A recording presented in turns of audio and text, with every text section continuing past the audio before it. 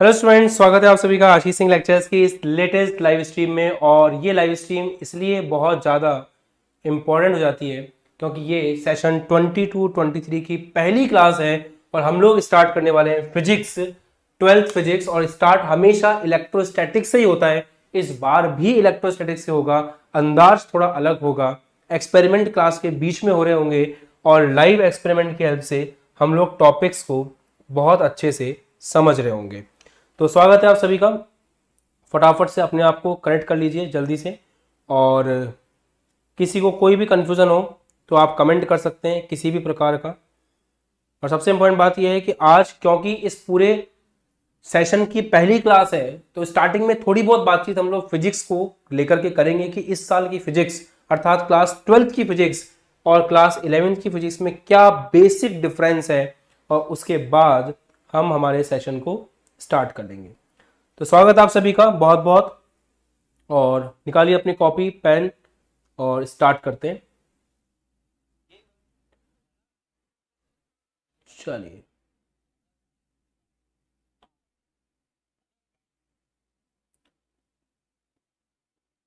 Okay. देखिए, जो आपकी फिजिक्स है बेसिकली इस साल की फिजिक्स में सबसे इंपॉर्टेंट फर्स्ट बुक जो है, पूरी की पूरी फर्स्ट बुक बेस्ड है चार्ज के ऊपर, और उसी चार्ज के फंडामेंटल को हम आज की क्लास में डिस्कस कर रहे हैं। तो अगर मैं ये बात बोल रहा हूं कि पूरी की पूरी फिजिक्स ही आपकी फर्स्ट बुक कंप्लीट, जो फर्स्ट बुक है वो पूरी तरह से बेस्ड ही चार्ज के ऊपर है, जो फर्स्ट बुक है वो बेस्ड ही आवेश के ऊपर है, तो इस बात का वजन कितना होगा कि आज की क्लास कितनी इंपॉर्टेंट होने वाली है। सही बात है ना। चलिए शुरू करते हैं। चार्ज अर्थात आवेश से हम आज की क्लास को डायरेक्टली स्टार्ट करते हैं। चैप्टर्स आगे आते जाएंगे, आपको आइडिया होता जाएगा। चैप्टर नंबर 1 और चैप्टर नंबर 2 क्लास 12th की बुक का सबसे पहला चैप्टर और सबसे दूसरा चैप्टर, वो दो चैप्टर्स हैं जिनको हम स्थिर वैद्युतिकी के नाम से जानते हैं।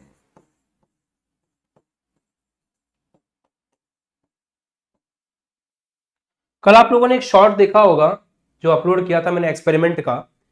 उस एक्सपेरिमेंट के शॉर्ट में चार्ज की बात की गई थी, आज उसको डिस्कस करेंगे डिटेल में। स्थिर वैद्युतिकी को इंग्लिश में कहते हैं इलेक्ट्रोस्टैटिक्स। इलेक्ट्रोस्टैटिक्स का मतलब क्या होता है समझिएगा। इलेक्ट्रो शब्द का मतलब चार्ज से होता है, और स्टैटिक्स शब्द का मतलब एट रेस्ट से होता है।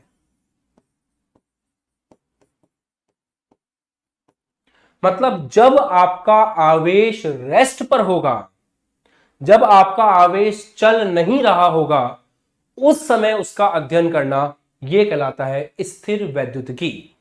अब देखो, इसमें एक मजेदार बात बताता हूं आपको। दिमाग में कंसेप्ट आता है, जब ये चैप्टर आप आगे पढ़ोगे ना तो उसमें ऐसा आएगा कि इतना आवेश इस वस्तु से उठ करके उस वस्तु पे जा रहा है। ऐसा आता है टॉपिक में कि एक आवेश मान लो इस वस्तु से 4 कूलाम का आवेश इस वस्तु पर गया।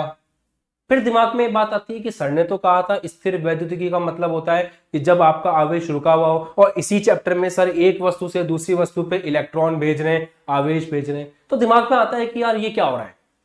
तो गहराई से शब्दों को पकड़िए।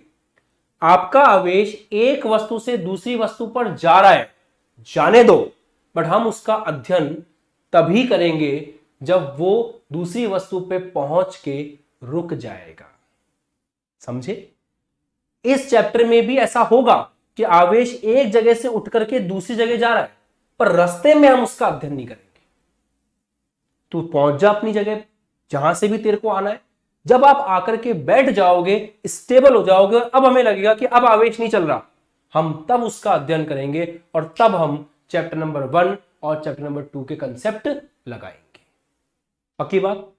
इसके अंदर 2 तरह के चैप्टर आते हैं। एक चैप्टर नंबर 1 है आवेश और विद्युत क्षेत्र, और दूसरा चैप्टर है विभव, विभवांतर और संधारित्र। चैप्टर नंबर 1 अगर मैं आपको कहूं तो IIT JEE के हिसाब से, नीट के हिसाब से, क्लास 12th के हिसाब से सबसे इंपॉर्टेंट चैप्टर है, सबसे इंपॉर्टेंट चैप्टर है। हेडिंग लगाओ, ये तो लिख लिया होगा आपने, हेडिंग लगाओ आवेश फटाफट। 12th फिजिक्स की स्टार्टिंग होने जा रही है। इलेक्ट्रोस्टैटिक आपकी यूनिट का नाम है, चार्ज एंड चार्जिंग मेथड। आज हम कोशिश करेंगे इसको कवर करने की। स्थिर वैद्युतिकी मतलब समझा चुका हूं। इलेक्ट्रोस्टैटिक्स, जब चार्ज का अध्ययन उसकी रुकी हुई अवस्था में किया जाए तो हम उसको आपका इलेक्ट्रोस्टैटिक्स के नाम से जानते हैं। अब आप समझ लो, डेफिनेशन को समझना, ये चार्ज की डेफिनेशन है, बहुत इंटरेस्टिंग सी है। आवेश किसी भी वस्तु का, किसी भी पदार्थ का वो गुण है जिससे वो विद्युत और चुंबकीय क्षेत्र उत्पन्न कर सकता है और उस उत्पन्न हुए चुंबकीय क्षेत्र को महसूस भी कर सकता है। ये डेफिनेशन डायरेक्टली समझ में नहीं आती, इसके लिए दिमाग लगाना पड़ता है। देखो, आज हम पृथ्वी पर रहते हैं, हम जैसे बहुत नन्हे मुन्ने बालक इस धरती पर रहते हैं, और हम पृथ्वी पे चिपके हुए इसलिए हैं, हम उड़ इसलिए नहीं रहे हैं क्योंकि पृथ्वी हमारे ऊपर एक बल लगा रही है जिसका नाम है गुरुत्वाकर्षण बल। तो आप इस बात को समझिएगा कि हमारे पास ऐसा क्या है कि पृथ्वी हमारे ऊपर गुरुत्वाकर्षण बल लगाती है। उत्तर है द्रव्यमान। आपके पास एक गुण है द्रव्यमान, जिसके कारण पृथ्वी आपको अपनी तरफ खींचती है गुरुत्वाकर्षण बल से। दिमाग में एक सवाल आता है, पृथ्वी के पास ऐसा क्या है कि वो गुरुत्वाकर्षण बल लगाती है? आंसर फिर से वही है, द्रव्यमान। ऑब्वियस सी बात है कि पृथ्वी का द्रव्यमान ज्यादा है तो वो ज्यादा खींच सकती है, हमारा कम है, हम नहीं खींच सकते, इसलिए हम पृथ्वी को नहीं खींचते, पृथ्वी हमको खींच के रखती है। ये तो बेसिक बात है। पर अगर मैं यहां पे द्रव्यमान को परिभाषित करना चाहूं तो उसकी परिभाषा क्या होगी? द्रव्यमान वस्तु का वो गुणधर्म है, वापस, द्रव्यमान वस्तु का वो गुणधर्म है जिससे वो गुरुत्वाकर्षण बल को उत्पन्न भी कर सकता है, और यदि उत्पन्न है कहीं पे तो उसे अनुभव भी कर सकता है। पृथ्वी को हम पे गुरुत्वाकर्षण लगाने के लिए भी द्रव्यमान चाहिए, और हमें पृथ्वी का गुरुत्वाकर्षण महसूस करने के लिए भी द्रव्यमान चाहिए। इसी प्रकार प्यारे बच्चों, वापस समझो, इसी प्रकार प्यारे बच्चों, आवेश किसी वस्तु का वो गुण है जिससे वो विद्युत और चुंबकीय क्षेत्र उत्पन्न कर सकता है, पहली बात। और कहीं पे अगर पहले से उत्पन्न है तो उसको अनुभव करने के लिए भी क्या चाहिए होगा? आपको आवेश चाहिए होगा। फटाफट डेफिनेशन नोट करेंगे, स्क्रीनशॉट लेंगे, फिर हम आगे बढ़ते हैं।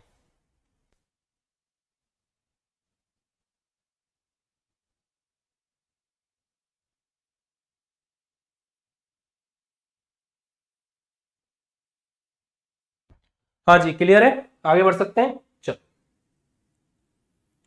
अब यहां तक हो गया तो मतलब मोटी मोटी बात, दो चीजें हैं, विद्युत क्षेत्र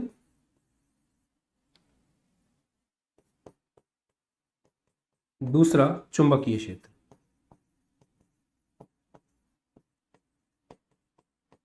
ये दो ऐसी चीजें हैं, दो ऐसे क्षेत्र हैं जिनको उत्पन्न और अनुभव करने के लिए आवेश चाहिए होता है। डन, आगे बढ़ते हैं।